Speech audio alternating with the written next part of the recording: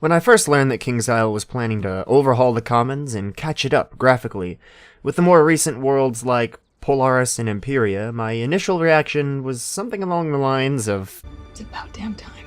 Images raced through my head of what a beautiful garden area in a city built by masters of magic would look like.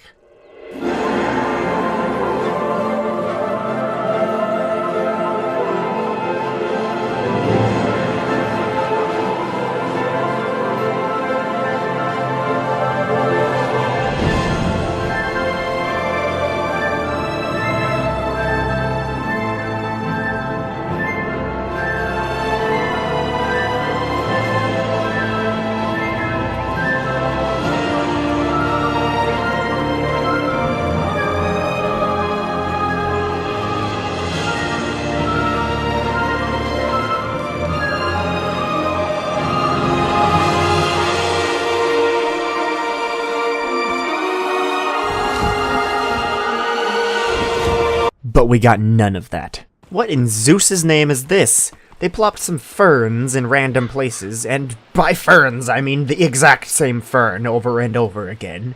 They added butterflies in the air above the water, and changed the water, I think. And what's this? A dock? What are we, Toontown?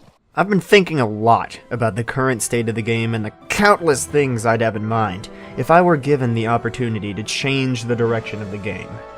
Here's the top 10... Wait, okay, there's going to be a lot more than 10 of these things. Here's some changes I would make to Wizard101.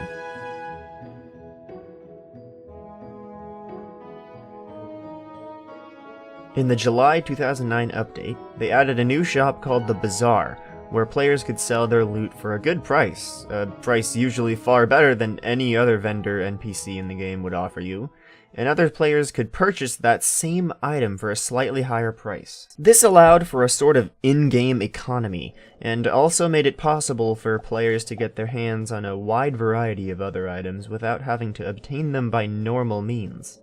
While this was a great addition to the game, there are some improvements that can, of course, be made. Bazaar sniping is the tedious process of refreshing the same Bazaar page over and over again, navigating to where the item you're looking for is located, and hoping to buy one. On rare items, the chances of someone having sold it is slim, and the chances that someone else will click the buy button faster than you are high. This makes for a painstakingly infuriating process, especially when you need those reagents for that crafting recipe or those treasure cards for PvP. The ideal trading system would be a trading post similar to the interface currently in place on the Steam Community Market, or the Black Lion Trading Company in Guild Wars 2. Instead of bazaar sniping, you can place an order and set the amount you're willing to pay. Sellers can either post their items and set the price they want to be paid, and the system will match them with an order with the same price and conduct the sale. If there are multiple search results for the same offering price, the system would simply choose the earlier post time and first come, first serve. The system would also take a cut of all the profits from all sales. This is to ensure that no player can freely trade their items to other players, as well as giving them an incentive not to flood the market with spam selling. More items would also be available to be traded and sold through this trading post. Think mounts, pets, higher tier gear, treasure cards, pet snacks, fish, etc.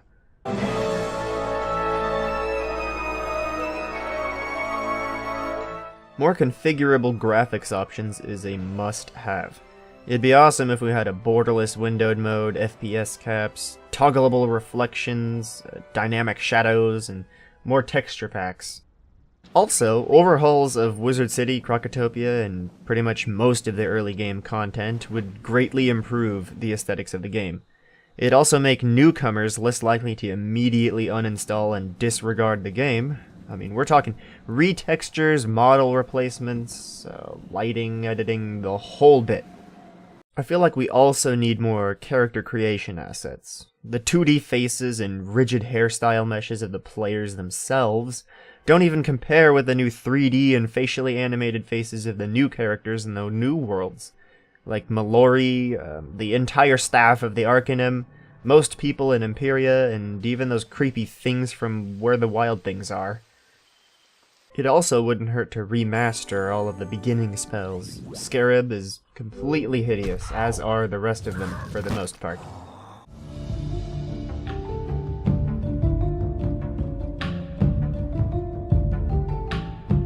When it comes down to the baser gameplay, the goal is to eliminate all the needlessly tedious things. The things that leave you sitting there, seething in your seat and thinking, why in the world is it designed like this? Whose idea was this? Probably the most common thing is getting pulled by an enemy you had no intention of fighting. My solution to this one is to have a game mechanic in place that makes you invisible, unable to be pulled enemies while it's toggled. This would consume your mana over time, so players would have to use it wisely. Also, it would only be allowed on outdoor streets and in specified other locations of the game.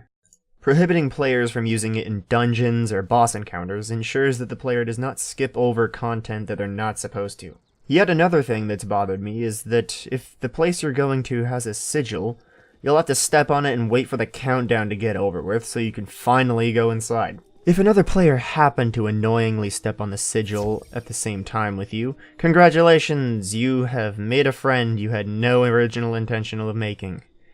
What's that? You want to solo because many other players have a tendency to use up your feint on the turn you hit even though your hit would have killed the enemy and theirs didn't? Ha! Sucks for you, I guess. This is the easiest solution in this video that I'm going to suggest that KingsIsle change. Add a button to the little message that pops up when you're near a sigil that lets you immediately go in without having to step on the sigil and wait for the cooldown if you want to solo. Lastly, in this section, make block viable again. Either change the amount of block that all the gear in the game gives, or just make the percentage chance higher when it's scaling to the block rating. Either one, I honestly don't care. Just make it work because anything is better than what we have right now. Right now it's ludicrous. It's ridiculous.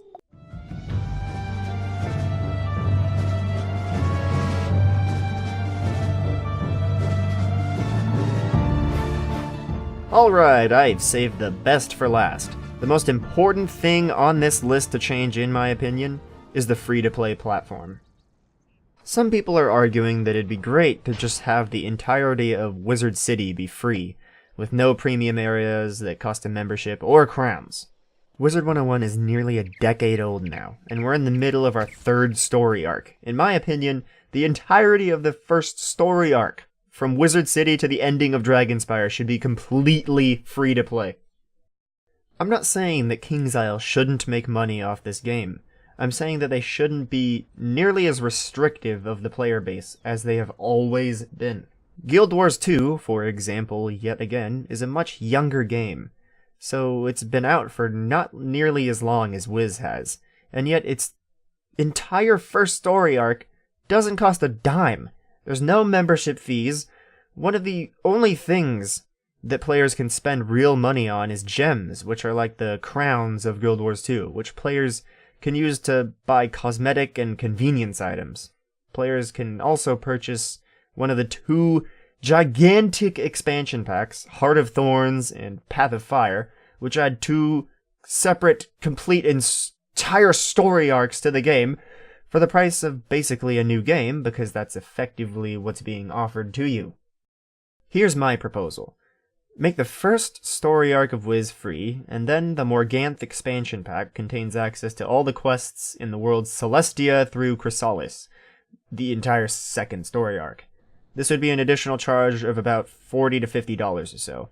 The optional side worlds, Wisteria, Grizzleheim, and Wintertusk, they'd also be sold as an additional cheaper expansion pack for about $20 to $30. Even more expansion packs would be available too, like the Dungeons, Aquila, Darkmoor, House of Scales, and whatever. And then, of course, the newest story arc involving Grandfather Spider once it completes.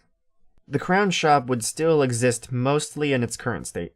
I would maybe change the layout, the interface, how much specific items cost, like gold, for instance. Who's gonna pay X amount for 50,000 gold when you could spend 15 minutes farming Hulfing? Absolutely no one, that's who. No one buys gold. Nobody.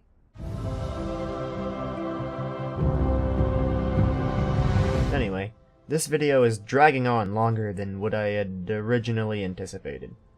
Here's the short version. Just make it into Guild Wars 2.